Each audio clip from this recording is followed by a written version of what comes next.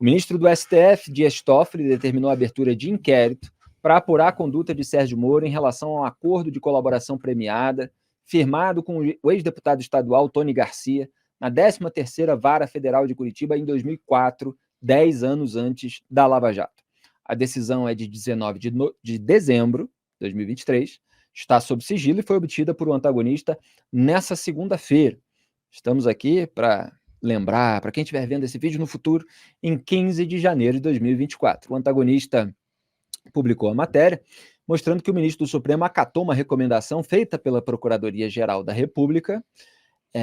Na decisão, mostra ali que houve atividade da Procuradoria-Geral da República em relação a esse caso no meio de 2023, quer dizer, numa fase até anterior à chegada do Paulo Gonet à PGR.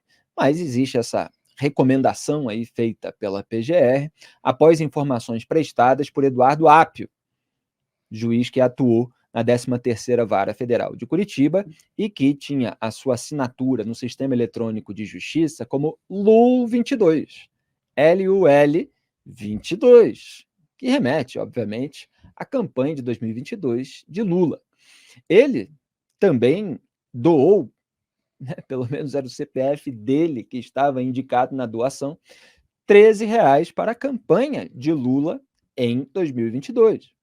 Ele vendeu um imóvel faturado para o então deputado federal do PT, André Vargas, anos atrás, e acabou sendo elencado ali como testemunha no processo.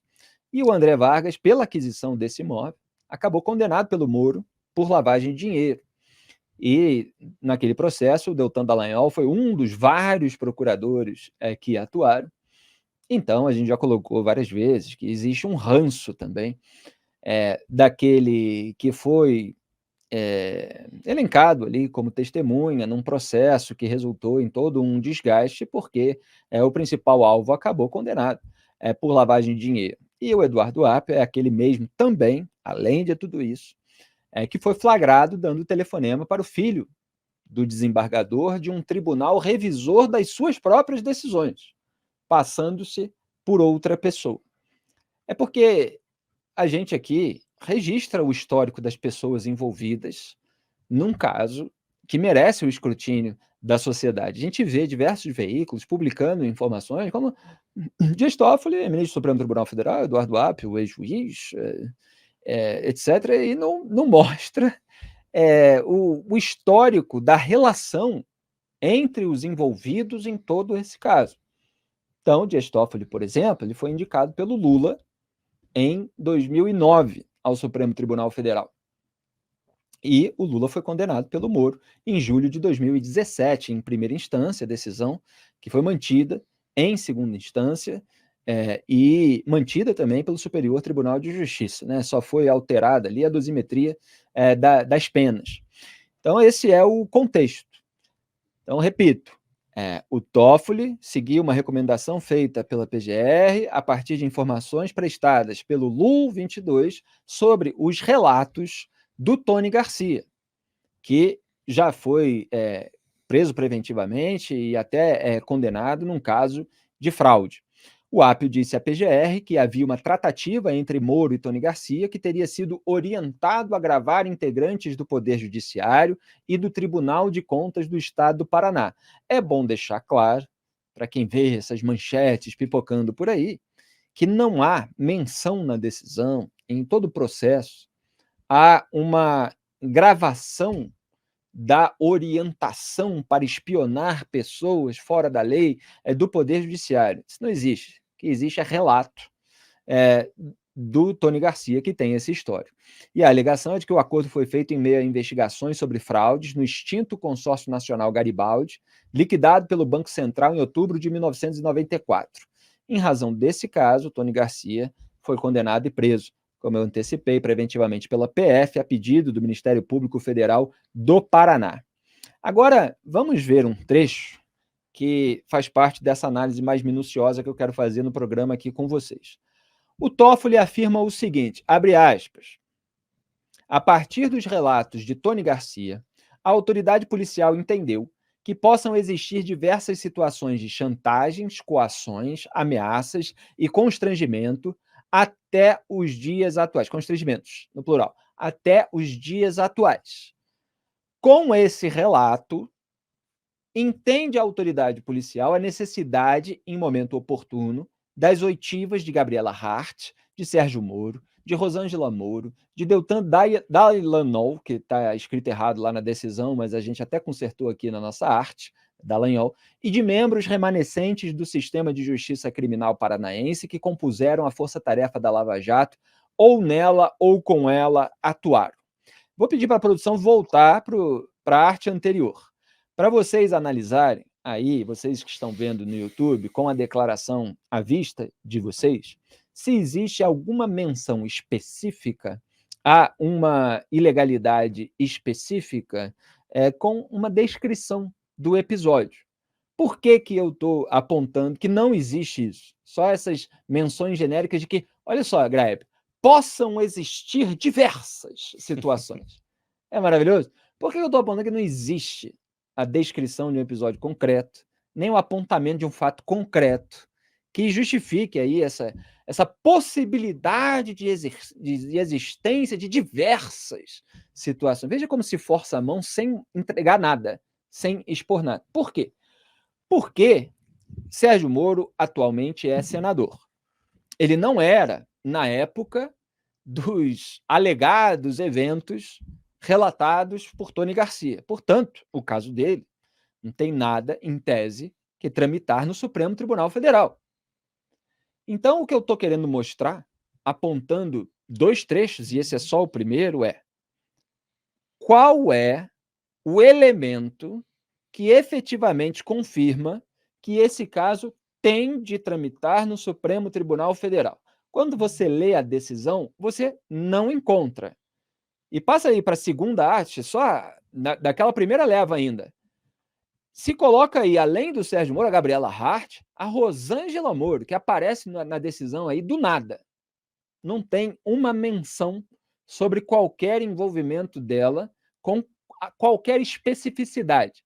De Deltan Dallagnol e de membros remanescentes do sistema de justiça criminal paranaense que compuseram a força-tarefa da Lava Jato, ou com ela, atuar.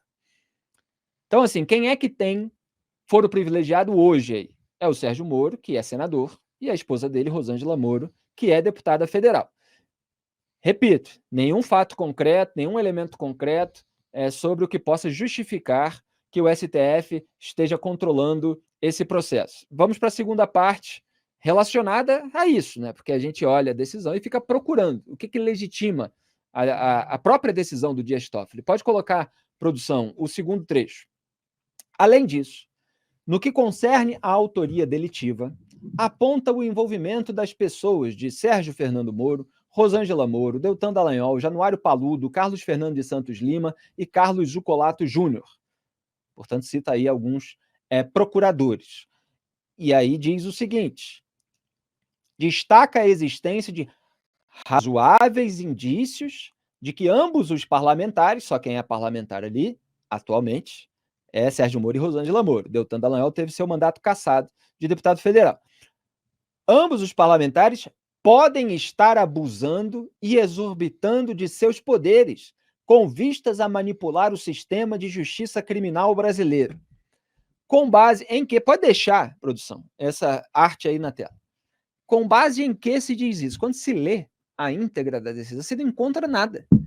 Quer dizer, possam existir diversas situações naquela primeira parte, e nessa segunda parte, podem estar abusando e exorbitando de seus poderes. Então, pode tirar a arte, produção. Eu questiono a Procuradoria-Geral da República, que fez essa recomendação, pelo menos de acordo com a menção do ministro Dias Toffoli. Qual é o fato concreto?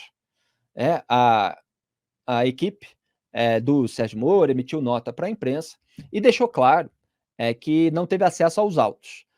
Nós também não temos acesso aos autos. O caso corre sob sigilo. Agora, quando se dá uma decisão, Graeb, se deveria expor minimamente um elemento concreto que justifique a tramitação naquela corte. E não há. Assim, possam talvez, quem sabe, existir diversas situações. Há indícios razoáveis de que pode haver alguma coisa, então tem que ouvir todo mundo aí e tal, e aí o Dias Toffoli vai passando o rolo compressor, com base simplesmente em hipóteses multiplicadas por outras hipóteses. Felipe, eu não tenho, sobre esse aspecto em particular, eu não tenho muito o que acrescentar ao que você disse, né? O único personagem, se bem que a Rosângela Moro também tem, né? A Rosângela Moro também é deputada federal. Exatamente, são os São dois os dois que têm foro. Por isso que são citados. Por isso que são citados. Isso significa, então, que a investigação é especificamente sobre o Moro e a Rosângela, sobre o Moro. Existe investigação sobre os promotores, os procuradores, perdão, como Dallagnol, Carlos Fernando, Palumbo, que atuaram em processos anteriores. E é muito estranho também que a Lava Jato acabe sendo o foco dessa investigação. Ele faz menção, especificamente, nesse trecho que você destacou, aos procuradores remanescentes da força-tarefa da Lava Jato. Mas, até onde sabemos, o Tony Garcia, parece nome de ator de filme de chanchada dos anos 70, né? Tony Garcia não tem nada a ver com a Lava Jato.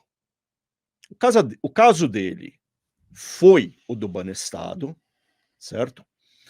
E daí, quando você vai ver também, primeiro que o histórico deste cara é complicadíssimo, né? Ele está envolvido em maracutaias desde lá da década de 90.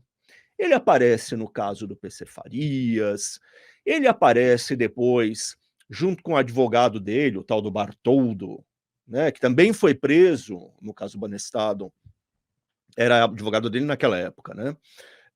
No caso do Mensalão, depois no caso do Banestado. E por que eu fiquei falando, mas por que esse cara agora está movido por esse desejo súbito de botar Curitiba, explodir Curitiba, atacar o Moro, atacar os... De onde veio isso? Tem uma caixa de ressonância nesse momento para esse tipo de relato. Acho que ele entendeu que o sistema está se vingando da Lava Jato e o que ele falar contra os seus integrantes vai ser necessariamente levado em consideração, mesmo que se estenda, porque ele está se referindo ali ao episódio de 2004, e aí acaba estendendo para a Lava Jato e depois estendendo até os dias atuais, onde estariam usando os seus mandatos para tentar, sei lá, abafar qualquer coisa que esteja sugerida aí sem elemento concreto.